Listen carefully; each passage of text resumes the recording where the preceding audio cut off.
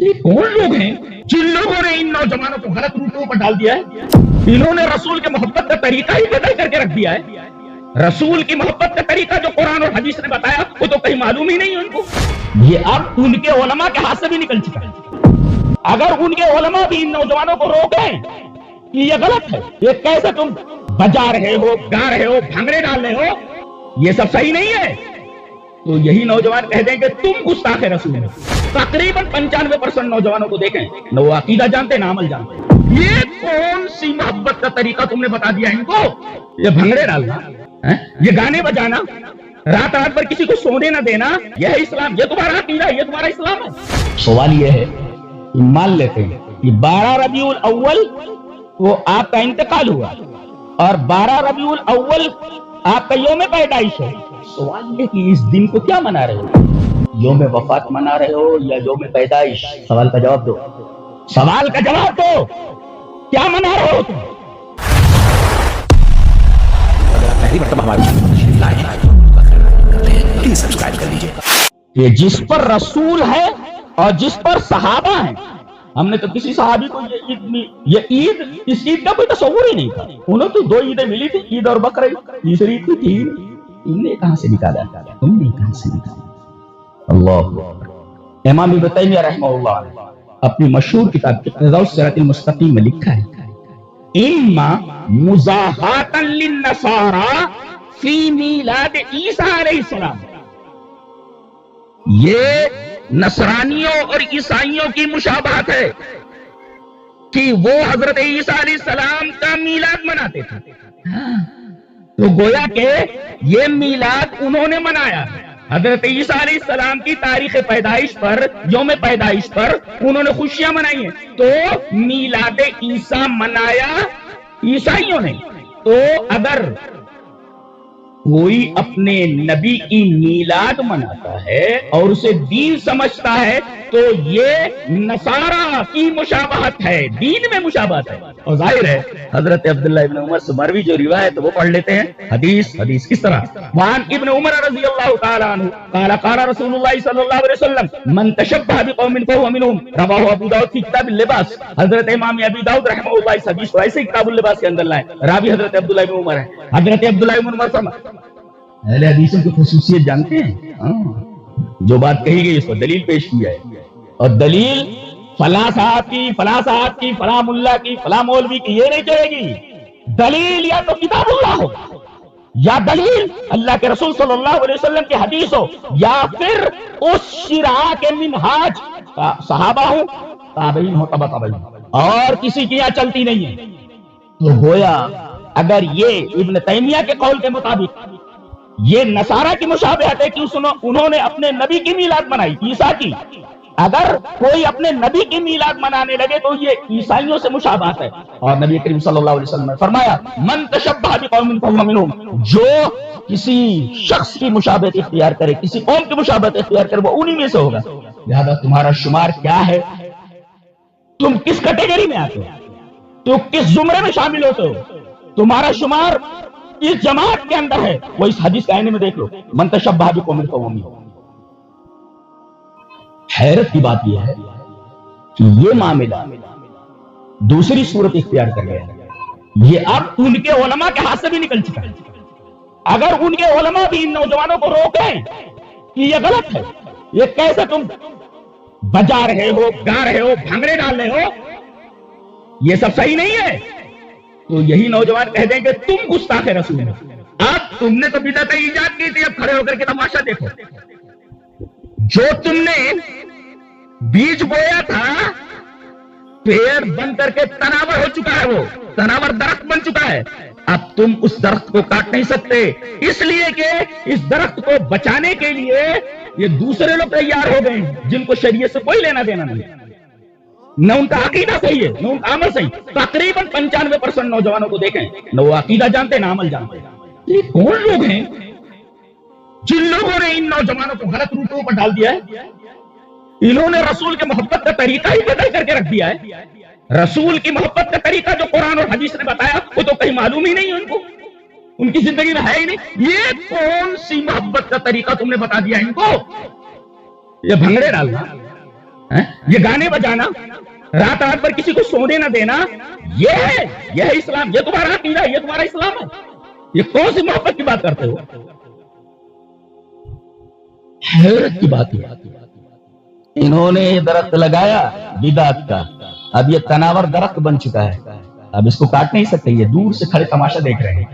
ان کے علماء بھی اگر ان کو روکیں تو یہ لوگ ان کو اوپر بھی فتوا لگا دیں کہ تم گستاخ رسول ہیں، اب یہ کھڑے ہو کر کے تماشا دیکھ رہے ہیں۔ ان کے ہاتھ سے معاملہ نکل چکا ہے۔ سیرت النبی کے جلسے ہوں کوئی نظر نہیں آتا، سیرت النبی پر سینکڑوں کتابیں ہیں، کوئی پڑھنے کے لیے تیار نہیں ہوتا، اور نہ کوئی ان کا مولوی بولتا ہے کہ سیرت کی یہ کتابیں پڑھو، نبی کریم صلی اللہ علیہ وسلم کی سیرت مبارک ہے، یہ پہلو تمہارے نگاہوں کے سامنے آئے، کوئی پڑھنے کے لیے تیار نہیں۔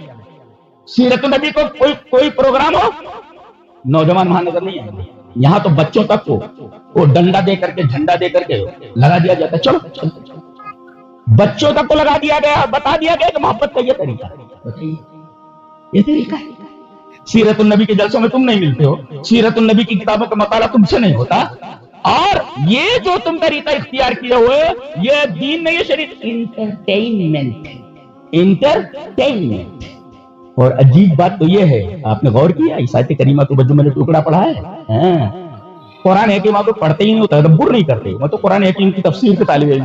دیکھیں اس سے پہلے کیا ہے، وَلَا تَتَّبِعْ أَهْوَاءَهُمْ عَمَّا جَاءَكَ مِنَ الْحَقِّ لِكُلٍّ جَعَلْنَا مِنْكُمْ شِرْعَةً وَمِنْهَاجًا۔ تو لِكُلٍّ جَعَلْنَا مِنْكُمْ شِرْعَةً وَمِنْهَاجًا سے پہلے جو ٹکڑا ہے وہ یہ ہے، وَلَا تَتَّبِعْ أَهْوَاءَهُمْ عَمَّا جَاءَكَ مِنَ الْحَقِّ، اے ہمارے حبیب تمہارے پاس حق آ جانے کے بعد ان کی خواہشات کی اتباع نہ کرو۔ پتہ یہ چلا کہ جو شرع اور منہاج سے ہٹتا ہے وہ فقط اتباع احوا میں مبتلا ہے، خواہشات کی پیروی کر رہا ہے۔ اس کا مطلب یہ ہے کہ شرع اور منہاج سے جو ہٹا وہ خواہشات کی اتباع میں پڑ گیا، جو کچھ کرے گا وہ خواہشات کی اتباع ہوگی۔ یہ ہے اس ٹکڑے کا رب پہلے ٹکڑے سے، وَلَا تَتَّبِعْ أَهْوَاءَهُمْ عَمَّا جَاءَكَ مِنَ الْحَقِّ لِكُلٍّ جَعَلْنَا مِنْكُمْ شِرْعَةً وَمِنْهَاجًا، شرع اور منہاج سے جو ہٹا، مَا تَفْعَلُ وَكَيْفَ تَفْعَلُ سے جو ہٹا، وہ جو سمجھ میں آئے کرے وہ بتایا گیا ہے۔ وَلَا تَتَّبِعْ أَهْوَاءَهُمْ عَمَّا، یہ قرآن حکیم کے بیان کرنے کا اسلوب ہے، یہ طریقہ ہے سیدھا حصہ ہے۔ جب کسی چیز کا رد کرتا ہے تو یہ انداز ہوتا ہے اس کے رد کرنے کا۔ شرم نہیں ہے کہ اس دن کو کیا ہوا تھا؟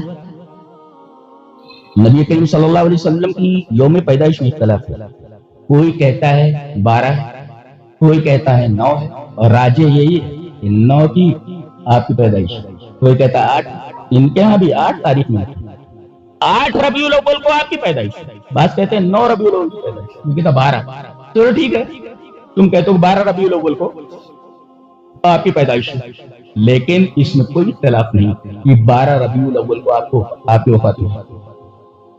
سوال یہ ہے کہ مان لیتے ہیں کہ 12 ربیع الاول کو آپ کا انتقال ہوا اور 12 ربیع الاول آپ کا یوم پیدائش ہے، سوال یہ کہ اس دن کو کیا منا رہے ہو؟ یوم وفات منا رہے ہو یا یوم پیدائش؟ سوال کا جواب دو، سوال کا جواب دو، کیا منا رہے ہو تم؟ یہ تو متعین ہے کہ یہ دن نبی کریم صلی اللہ علیہ وسلم کی وفات کا دن ہے۔ اختلاف اس میں ہے کہ پیدائش کس تاریخ کو ہوئی، 9 کو، 8 کو، 12 کو، اختلاف ہے، لیکن یوم وفات کے اوپر کوئی اختلاف نہیں ہے، یعنی آپ کا انتقال، آپ کی وفات 12 ربیع الاول ہی کو ہوئی ہے۔ چلو مان لیتے ہیں کہ آپ کی پیدائش 8 کو نہیں ہوئی، 9 کو نہیں ہوئی، بلکہ 12 ہی کو ہوئی۔ سوال یہ ہے کہ اس دن یہ جو تم کچھ کر رہے ہو، یہ کرنا تم کو زیب دیتا ہے؟ ایک مسلمان کو زیب دیتا ہے؟ ایک مسلمان کو یہ زیب دیتا ہے؟ فاطمہ سے پوچھو گے؟ چلیے فاطمہ سے پوچھتے ہیں، سیدہ سے، حدیث کس طرح؟ وعن انس رضی اللہ تعالی عنہ قال لما تقل النبی صلی اللہ علیہ وسلم جعل يتغشى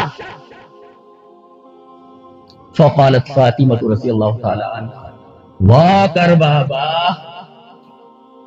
فقال لها ليس على أبيك كرب بعد اليوم، فلما مات قالت يا أبتاه أجاب ربا دعاه، يا أبتاه من جنة الفردوس مأواه، یا ابتا الی جبریل ننا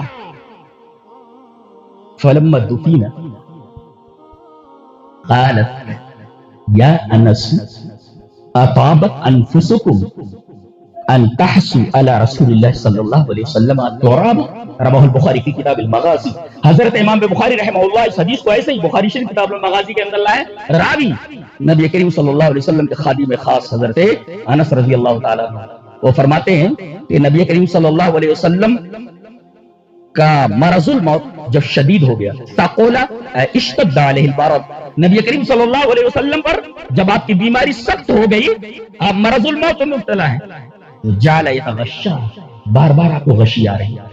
بیٹی بیٹھی ہوئی, بیٹیوں کی قدر کرو اور سیدہ ہے. نبی کریم صلی اللہ علیہ وسلم نے فرمایا میری جگر کا ٹکڑا ہے. اب باپ کو تکلیف ہو رہی ہے تو جگر کے ٹکڑے کو تکلیف ہونے والی. نبی کریم صلی اللہ علیہ وسلم کی غشی بار بار دیکھ کر کے پریشان ہو جا رہی ہے بیٹی. کہتی تھی واہ کر بابا, ہائے میری باپ کی تکلیف, ہائے میرے ابا کی تکلیف. جگر کا ٹکڑا ایسے نہیں ہوتا, جگر کا ٹکڑا ایسے باپ کے اوپر جو تکلیف گزر رہی ہے حضرت فاطمہ اپنے دل پر محسوس کر رہی ہے, کیونکہ جگر کا ٹکڑا ہے نا. ہمیں ناصبی کہتے ہیں. سیدہ سے محبت کرنے والے, حضرت حسن حسین سے محبت کرنے والے ہم سے زیادہ کون ہو سکتا ہے جی؟ اہل حدیثوں سے زیادہ کون سے زیادہ محبت کرنے والا ہو سکتا ہے؟ تم ہمیں ناصبی کہتے ہو. یہ ہم اہل بیت کی قدر نہیں کرتے, اہل بیت سے محبت نہیں کرتے. حقیقت یہ ہے کہ تمہیں اہل بیت سے کوئی لینا دینا نہیں. چلا رہی واہ کر بابا, جیسے جیسے غشی آ رہی ہے آپ بے ہوش ہو جا رہے ہیں اور آپ ہوش میں آ جا رہے ہیں. بے ہوشی دیکھ کر کے بیٹی ہٹ نہیں رہی وہاں سے, کیونکہ جگر کا ٹکڑا ہے. بیٹیوں کی قدر کی جائے اور خاص طور سے ماں اور باپ میں باپ سے زیادہ محبت کرتی ہے بیٹی, باپ سے بہت محبت کرتی ہے. جانے کہ اللہ تبارک تعالیٰ نے بیٹیوں کی دلوں میں ڈال دیا ہے, باپ سے بہت محبت کرتی ہے. واہ کر بابا, ہائے میرے باپ کی تکلیف. نبی کریم صلی اللہ علیہ وسلم نے کہا میری بچی مت رو, لیس علی ابیکی کرب بعد اليوم, آج کے بعد تیرے باپ کو کوئی بے چینی نہیں, کوئی تکلیف نہیں.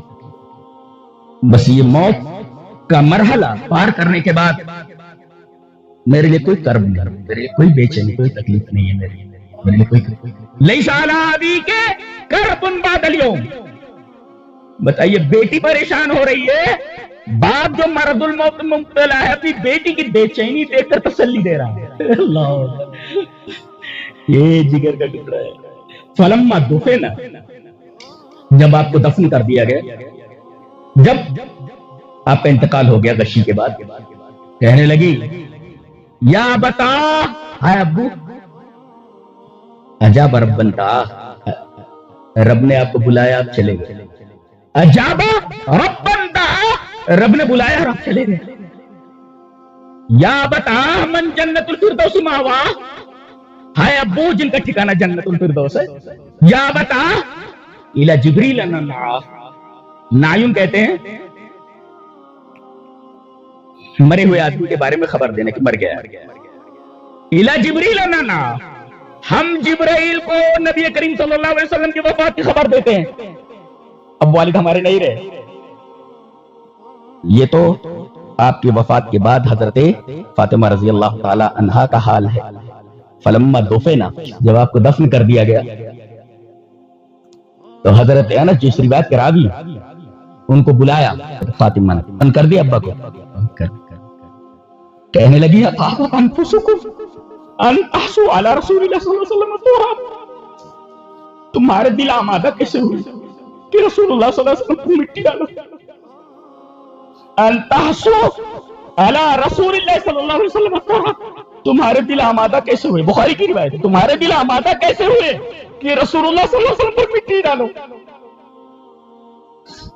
جن کا لعاب دہن, لعاب منہ سے نکلے تو صحابہ اپنے ہاتھوں پر لے لیتے, تھوک ہاتھوں پر لے لیتے تھے, بال کو بطور تبرک رکھ لیتے تھے. اب وہی ذات ایک قبر میں ہے, اور لوگ اسی ذات کے اوپر مٹی ڈال رہے ہیں. حضرت فاطمہ پوچھ رہی ہے تمہارے دل آمادہ کیسے ہوئے کہ تم رسول اللہ صلی اللہ علیہ وسلم پر مٹی ڈالو.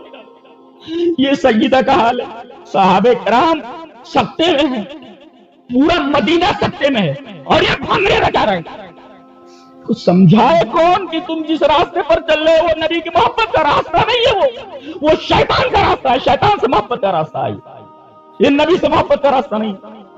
فاطمہ تڑپے اور تم بھنگڑے ڈالو, تم بھنگڑے ڈالو, تمہیں شرم نہیں آتی؟ تم مسلمان ہو, مسلمان کے گھر میں پیدا ہو گئے مسلمان. ضرورت ہے کہ جمعیت ہے, مساجد, نوجوانوں کو مسجد میں لائیں, ان کے اوپر محنت کریں, انہیں بتائیں کہ عقیدہ کیا ہوتا ہے, اعمال کیا ہوتے ہیں, ان کو پہلے سمجھایا جائے. یہ سب عقیدہ اور اعمال سے پرے ہیں, یہ اسی وجہ سے غلط روٹ کے اوپر چلیں. اور کون ہے جو ان کو اس راستے کے اوپر لگا رہا ہے؟ اس آدمی کی تعریف کرنے والا کوئی نہیں ہے کہ یہ تم کیا کر رہے ہو. رسول کی محبت کے نام پر تم نے کیسے کیسے کھڑاک رچا رکھے ہیں, اور نوجوانوں کو کس غلط روٹ کے اوپر تم نے ڈال رکھا ہے.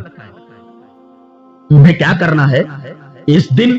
فاطمہ سے پوچھو, فاطمہ سے پوچھو. چلیے آپ کی ماں سے پوچھ لیں. کون ماں؟ آمینہ نہیں. حضرت آمینہ تو مدینہ سے واپسی کے وقت مقام ابوہ میں انتقال کر گئی. پرورش کس نے کی؟ ام ایمن آپ کی ماں کے برابر. حضرت ام بہت پیار کرتی تھی نبی کریم صلی اللہ علیہ وسلم سے, بہت محبت کرتی تھی. اچھا چلیے وہ حدیث پہلے پڑھ لیتے ہیں. عجیب بات ہے کہ یہ روایت بھی حضرت انس سے.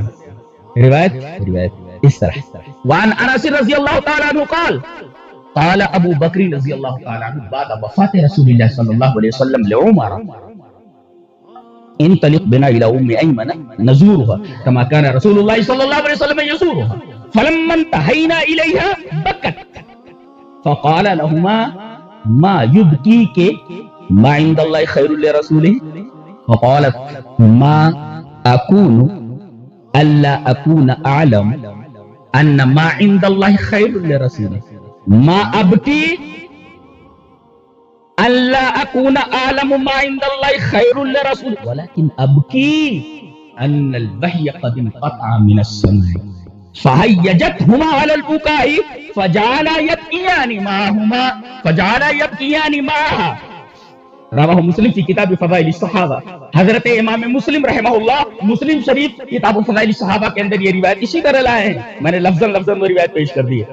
حضرت انس فرماتے ہیں کہ نبی کریم صلی اللہ علیہ وسلم کی وفات ہو گئی ہے. عورتیں تو رو ہی رہی گھروں میں. بتائیے چلا ام ایمن اب بھی رو رہی, ان کا رونا نہیں رک رہا, بہت رو رہی, ماں رو رہی, جس نے آپ کی حقیقی ماں کے بعد حقیقی ماں کی طرح پرورش کی. پتا چلا کہ ام ایمن رو رہی ہے, ان کا رونا نہیں رک رہا ہے, رو رہی ہے. تو حضرت ابو بکر نے حضرت عمر سے کہا, قال ابو بکر رضی اللہ تعالی عنہ بعد وفات رسول اللہ صلی اللہ علیہ وسلم لعمر, حضرت عمر سے کہا انطلق بنا الی ام ایمن, چلو حضرت ام ایمن کے پاس چلتے ہیں, نزورها, اور اب مل لیتے ہیں کما کان رسول اللہ صلی اللہ علیہ وسلم یزورها, جیسے رسول اللہ صلی اللہ علیہ وسلم برابر ان سے ملاقات کرتے رہتے. چلو مل لیتے ہیں. سنا ہے رو رہی ہے بہت زیادہ. پہنچے فلما انتهینا الیہا, کہتے ہیں جب حضرت ام ایمن کے پاس پہنچے تو بکت, دیکھا کہ رو رہی ہے.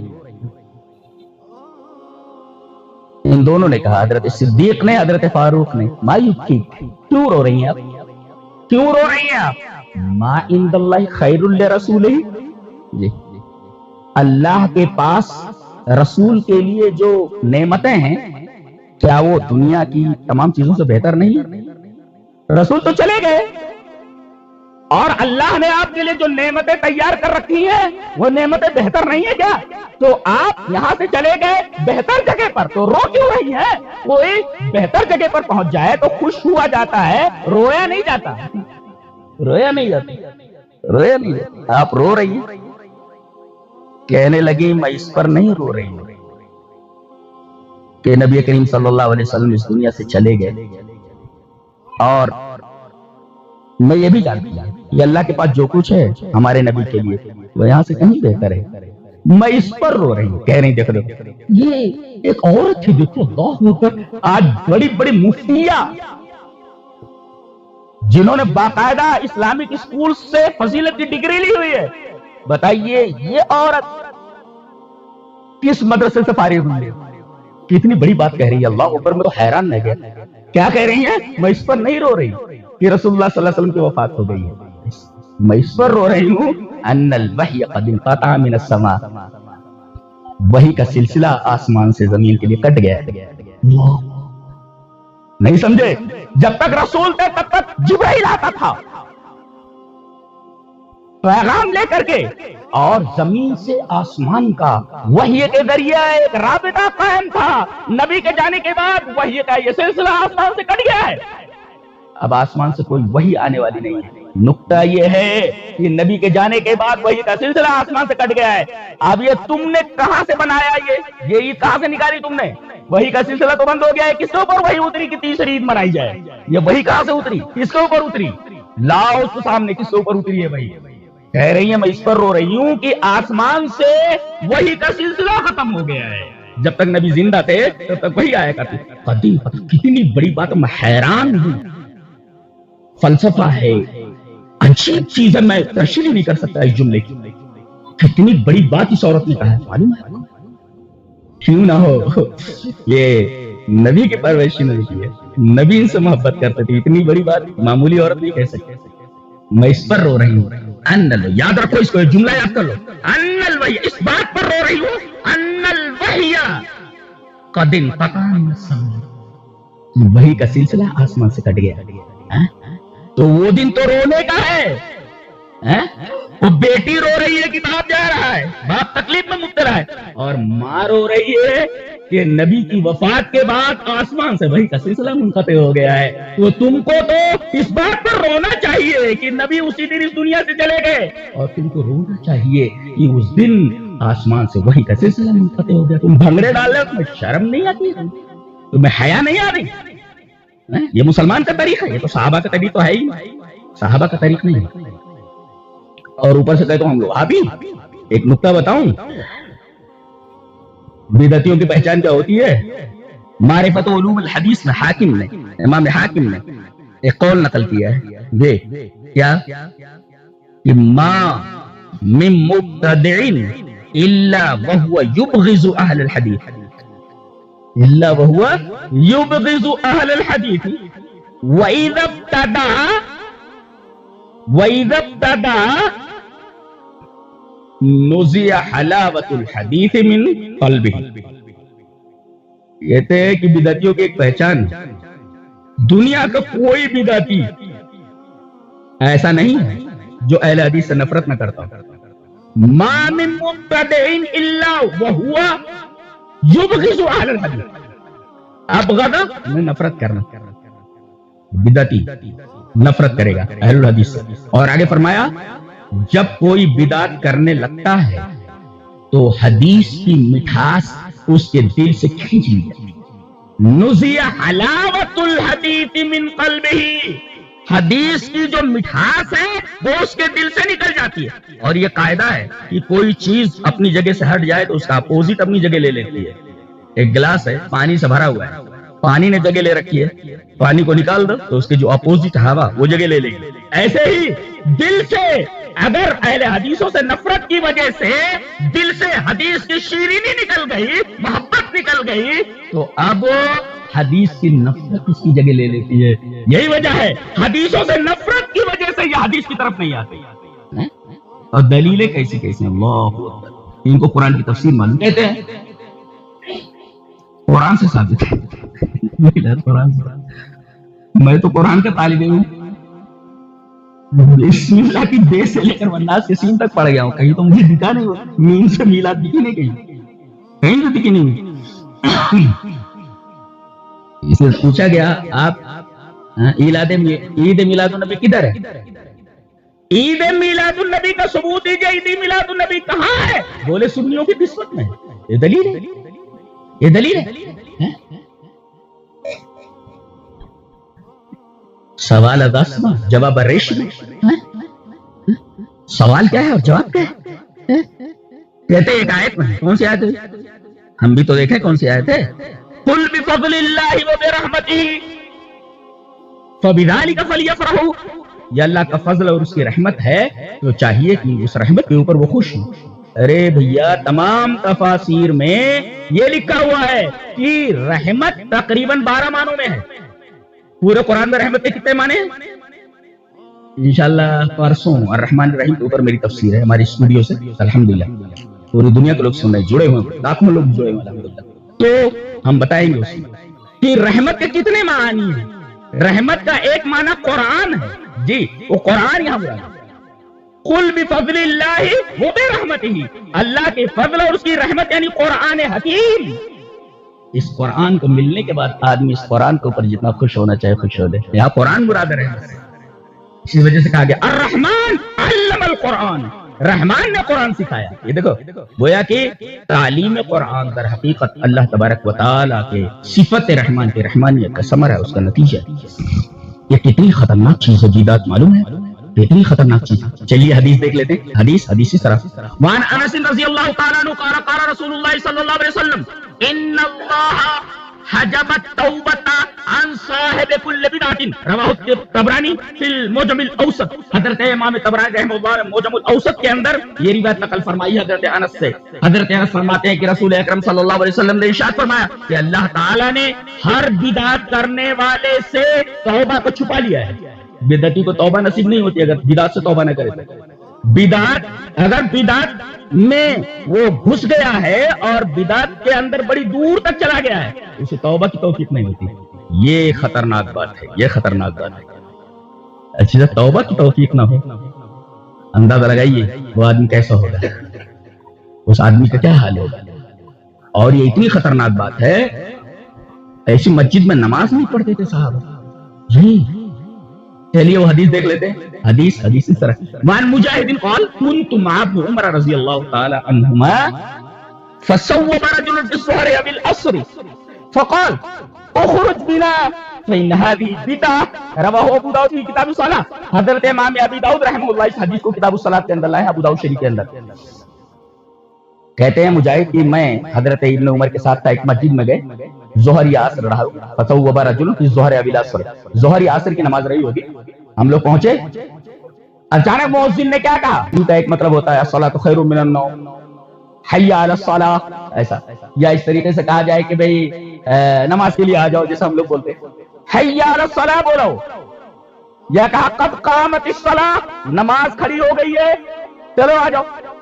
ہاں کہ اذان اور اقامت کے درمیان یہ تم کہاں سے لائے، قد قامت الصلاۃ، یہ تصریف کہاں سے لائے، یہ تصریف کہاں سے، جبکہ اس بندے نے کیا کہا تھا، ایک سیدھی بات کہی تھی، ارے بھائی جماعت کا وقت ہو گیا ہے، قد قامت الصلاۃ اتنا کہا تھا اس نے۔ اذان کے بعد اقامت سے پہلے لوگوں کو متوجہ کرنے کے لیے اس نے اتنا کہا، کیا قد قامت الصلاۃ، ارے نماز کا ٹائم ہو گیا، جماعت کا ٹائم ہو گیا، نماز کھڑی ہونے۔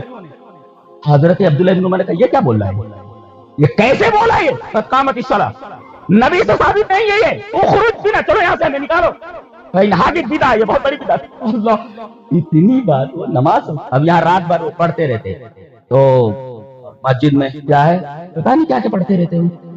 اے لوگو، ارے بھائی شاہی دربار سے اعلان ہو چکا، تم آؤ یا نہ آؤ، اللہ محتاج ہے مسجد میں تمہارے آنے کا، بار بار تم اس کو پکار رہے ہو، یہ مسجد کی توہین نہیں ہے، اللہ کی توہین۔ ایک دفعہ آواز لگا دی گئی، تم آؤ یا باہر میں جاؤ، آنا ہو تو آؤ، اعلان کر دیا گیا، اللہ محتاج نہیں ہے تمہارا کہ تم اس کے گھر میں آؤ۔ اے لوگو، جماعت میں 5 منٹ باقی ہے، جماعت میں 10 منٹ باقی، کیا یہ مذاق، وہاں قد قامت الصلاۃ کے اوپر ایکشن لیا گیا اور کہا اس مسجد میں نماز نہیں پڑھوں گا، کیوں؟ اس نے کہہ دیا کہ قد قامت، کیسے کہا اس نے، کیسے کہا اس نے، یہ بدعت ہے، فإنہا بدعۃ، بظاہر ایسا لگتا ہے کہ یہ اچھا کام ہے، اور بدعت کہتے کس کو ہیں، جو کام بظاہر اچھا لگے، شریعت لگے، لیکن وہ شریعت ہوتی نہیں ہے۔ اسی وجہ سے امام شاطبی، اچھا ایک بات اور ہے، پہچان ہے، طریقہ ہے ایک بدعت کو پہچاننے کا، بتاتا ہوں۔ وقد حدثني ابن الماجشون انه سمع مالكا يقول من احدث في هذه الامه شيئا لم يكن عليه سلفها فقد زعم ان رسول الله صلى الله عليه وسلم خان الرساله، لان الله تعالى يقول اليوم اكملت لكم دينكم واتممت عليكم نعمتي ورضيت لكم الاسلام، فما لم يكن يومئذ دينا فلا یکون اليوم علیک اسم الشدید۔